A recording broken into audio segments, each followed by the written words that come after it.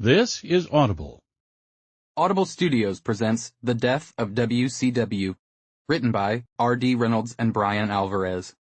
Performed by Bryan Alvarez. To Dixie and Bob. Foreword. 10 years ago, when the original edition of this book was released, World Championship Wrestling had just closed up its doors 3 years earlier. That company's demise ended a legacy that stretched back to the days of territorial pro wrestling, with promoters like Paul Jones in Atlanta and Jim Crockett Sr. in Charlotte, dating back to the Depression. The pro wrestling industry was territorial in nature prior to 1984, when things started to change with the advent of cable television. What's notable is that many of the same opportunities arose in the late 1940s and early 1950s, when the birth of network television garnered the major promotions national primetime exposure. The mentality in that era was that the dozens of wrestling companies would work together. The promoters who had national television had a key to the gold mine and would utilize that exposure to broker their top stars to the local promoters for a nice booking fee, usually based on a cut of the gate. This led to thriving promotions all over North America and in many other parts of the world. The National Wrestling Alliance is a name that dates to about 1940, originally used by a promotion based in Kansas City. But the famous NWA, the one that led to the creation of the titular WCW, was a conglomerate of regional promotions that dated back to meetings in 1948. By the 1950s, they had set up an arguably illegal monopoly of the business, one so overarching that it even led to a Justice Department investigation. The various promoters would respect territorial boundaries. If an outside promoter came along, the alliance could help in many ways, such as send top talent to the promoter in a jam. They could also go with a more heavy-handed approach, such as threaten to blacklist talent that appeared for a non-NWA member. A key rule was that an NWA promoter could only recognize the NWA World Champion voted by the board of directors at the annual conventions. For most of the 1950s, the NWA was the dominant force in pro wrestling. But there was always opposition. Leading promoters who couldn't get along or simply didn't want to get along. In 1957, when the Alliance champion, Lou Thesz, quit to wrestle overseas, he handpicked his replacement in Dick Hutton, one of the greatest U.S. amateur heavyweights in history. But while Hutton was top of the line as a real wrestler, he wasn't particularly colorful and couldn't draw like Thesz. A number of promoters decided he wasn't worth the 13% of the gate booking fee that the Alliance charged, 10% of the champion, and 3% of the Alliance itself. Over the next several years, the Alliance nearly crumbled. New major champions were created. The World Wrestling Alliance was based in Los Angeles, and its champion was recognized in Japan, where wrestling was on highly rated prime-time network television, although it rejoined the NWA in 1968. The American Wrestling Association was based in Minneapolis, as another former amateur star, Verne Gagne, who for political reasons never had a shot at the NWA title, bought controlling interest in the promotion and made himself AWA champion. But Gagne always worked harmoniously with the NWA, except for a brief period in the late 1960s when he arrived in Los Angeles. But bigger problems were coming. In 1962, the NWA champion was Nature Boy Buddy Rogers, who was being booked by Northeast promoter Vincent James McMahon, the father of today's Vincent Kennedy McMahon. McMahon kept the champion working in the Northeast the majority of every month. While the NWA's strongest cities, like St. Louis and Toronto, got steady championship matches, smaller territories weren't getting dates on Rogers. This led to more promoters creating their own champion. A showdown was about to take place. In late 1962, Sam Muchnick, who headed the NWA, scheduled Thesz to beat Rogers for the title. Things got hairy, as strange things began to happen, such as convenient injuries by Rogers. This led to the match continually being delayed. D-Day came on January 24, 1963, in Toronto. In the ring, Thesz, one of the great legitimate submission wrestlers of the era, told Rogers, quote, "We can do this the hard way or the easy way." A line that had already become part of pro wrestling's lexicon from Thesz's mentor, Ed Strangler Lewis. It remains used to this day in the business, kept alive in modern interviews by Stephanie McMahon. The fallout was McMahon's champion lost, but McMahon wanted no part of Thez as champion. Thez never drew well in his cities, and Rogers, in 1962, was the hottest thing going. Originally, McMahon tried to pretend the Thez-Rogers match never happened, still billing Rogers as champion. When that became impossible, he announced that Rogers had won a tournament in Rio de Janeiro, Brazil, to become the Worldwide Wrestling Federation champion. In 1979, the WWF was shortened to WWF, as in World Wrestling Federation. Today, the promotion is known as World Wrestling Entertainment, or WWE for short. McMahon and Muchnick still worked together, and in 1965 decided to unify the titles. McMahon's new champion, Bruno Sammartino, was to beat Thez, and they'd work out the dates. But for a number of reasons, the deal the promoters worked out fell through, as Sammartino refused a schedule that would have him on the road every single day. Ironically, Thez wasn't happy with the arrangement either. In 1971, McMahon rejoined the NWA, and the WWF World Heavyweight title, as it was called during the first Sammartino reign that lasted from 1963 to 1971, was simply called the WWF title. It was never really known to fans that the WWF had rejoined the NWA, nor that McMahon had influence on picking the NWA champion. By the late 1970s, cable television emerged and would change the game. Jim Barnett, who ran the Georgia office, was the first beneficiary. It was almost a fluke. The local Channel 17 in Atlanta broadcasted highly rated Georgia Championship Wrestling every Saturday and Sunday.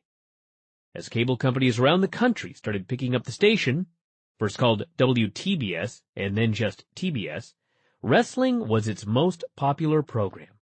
The stars on the station started to develop a national following. Barnett had been around pro wrestling since the 1950s, and even though for years he was not allowed to be an NWA member because he was gay, he was eventually brought into the fold. He refused to expand against his fellow promoters even though he had the capability due to the exposure. In 1982, Vincent James McMahon sold his Northeastern promotion to his 36-year-old son in a complicated business deal, where Vincent Kennedy McMahon used the old company's money to make his payments to the old owner. By this point, the territorial foundation began a full collapse. Gagne had expanded the AWA into San Francisco, causing promoter Roy Shire to retire rather than fight. Barnett was forced out of Georgia, accused of embezzlement, where longtime booker and star heel Ole Anderson, Alan Rogowski, took charge and started moving into new regions. But the most ambitious of all was McMahon, who started running first in Los Angeles. Wrestling changed in 1984, when McMahon signed Gagne's biggest star, Hulk Hogan, and started buying television time all over North America. He bought some companies and took the biggest names away from the other territories. He also hired Barnett as his director of operations. The whirlwind really began to spin during this period. In a secret meeting, unbeknownst to Anderson, McMahon was able to purchase more than 50% of the stock of Georgia Championship Wrestling. This gave him the television contract on TBS and the traditional time slots of the most widely viewed pro wrestling shows in the country. While the relationship only lasted 1 year, it was key to what happened next. TBS was owned by Ted Turner. When Turner put Channel 17 on satellite, he was a laughingstock in television. Seriously, who could possibly want to see an Atlanta UHF station in Los Angeles or Dallas or New York? But he had three very unique ingredients that made it a success. The first being Atlanta Braves baseball, and the second being the Andy Griffith Show, television staple a generation earlier. But the third was the most popular of all, pro wrestling, every Saturday and Sunday. In 1981, his 2-hour Saturday at 6:05 p.m. wrestling show did a 6.4 average rating for the year. His Sunday show, starting at the same time, did a 6.6. Nothing else in cable came close. Wrestling was the first star of cable television, not unlike it was during the early days of television itself.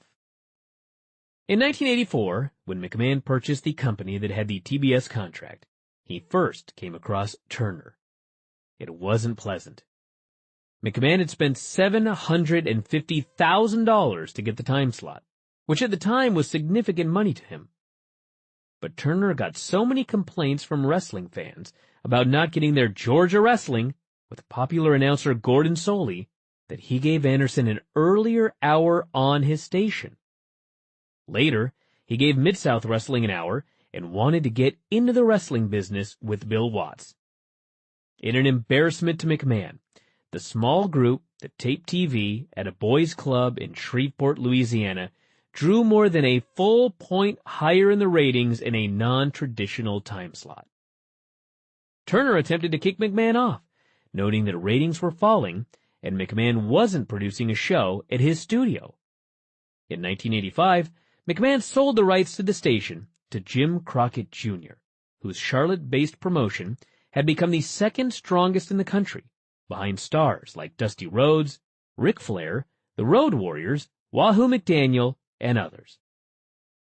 Eventually, Crockett, whose father became wealthy promoting wrestling and everything else imaginable in the Carolinas, became McMahon's key opposition.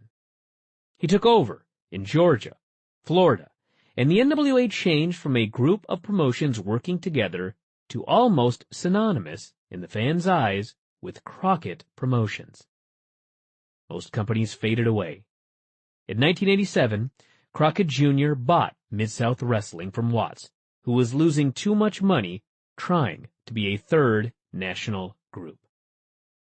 The game changed in 1984, when McMahon started buying television time slots.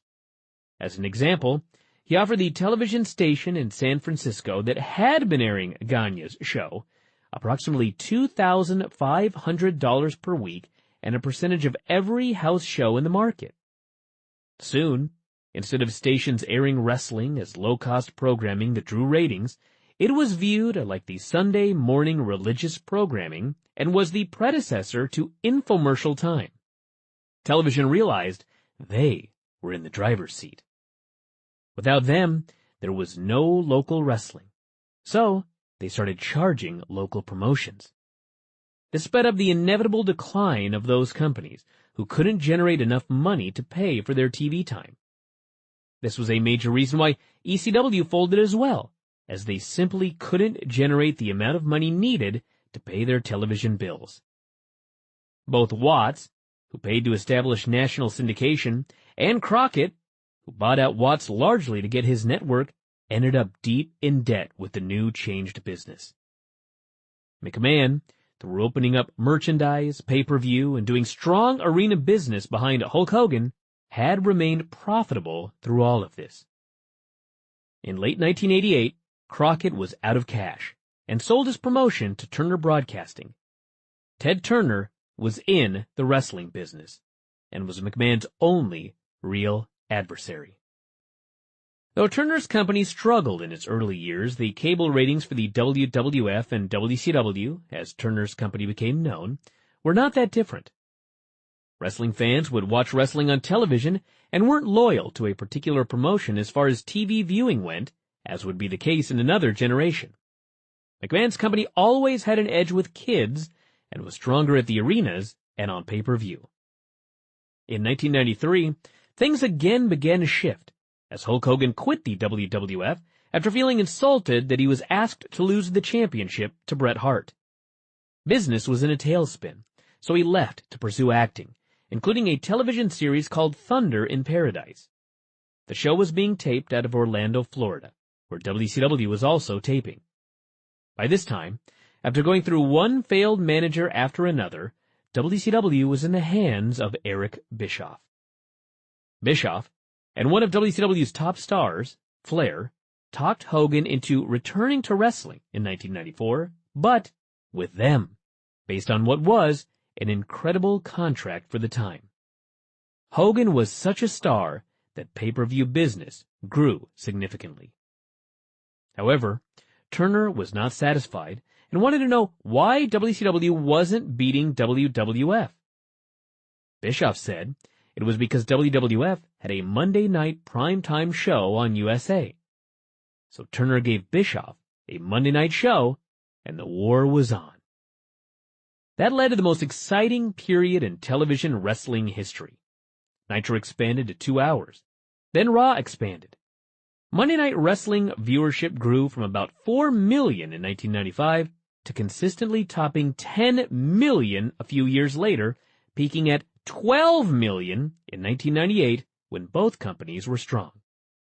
The money-losing WCW was suddenly very profitable and blew past WWF in popularity for a short period of time. It was an amazing time to be a wrestling fan. But as quick as it rose, everything collapsed, as WCW never planned for the future. WCW started struggling as Steve Austin caught fire for McMahon. Infighting was rampant in the company as fingers were pointed in every direction, leading to Creative in 1999 and 2000 possibly being the worst in the history of pro wrestling.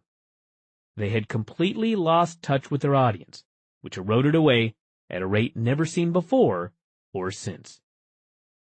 Since WCW folded, many of those who were in charge have created a number of narratives for why it failed. WCW, at its zenith, was the hottest pro wrestling company the world had ever seen. It had more talent than any company in history. A pro wrestling company as part of the Turner family was a panacea. At one point, they had Vince McMahon on the ropes. But they never planned for the future, and in desperation, the television and arena product got worse and worse. This book explains, sometimes on a week-to-week basis, what built WCW into the most successful pro wrestling company in history, only to be squandered all away. It's a story of how that bright future was basically destroyed in one horrible calendar year, and why, just over 1 year after that, it was gone.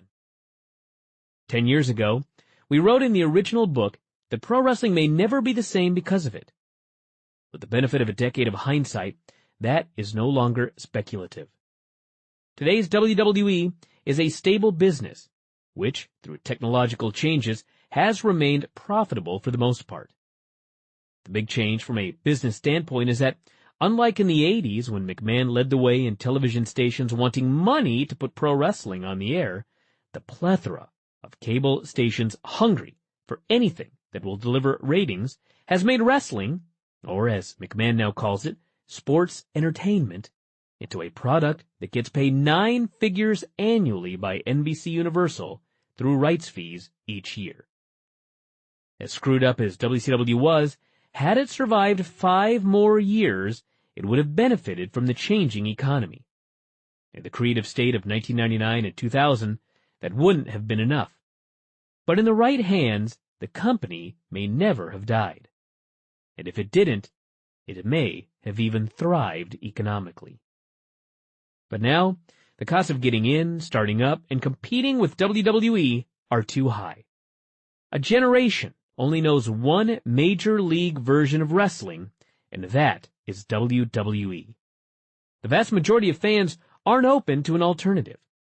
And it certainly doesn't help that the largest alternative, TNA Impact, has been run nearly as ineptly for most of its existence as WCW was during its dying days. WCW always had a traditional fan base dating from the territory days. For the most part, when Nitro was canceled that one fateful night in March of 2001, they quickly drifted away and never came back. There are so many lessons to be learned from WCW's downfall that you would need a book to detail them all. This is that book. It's a book that everyone in wrestling, even those who lived through the famed Monday Night Wars, should read to learn from those mistakes. Dave Meltzer, October 2014.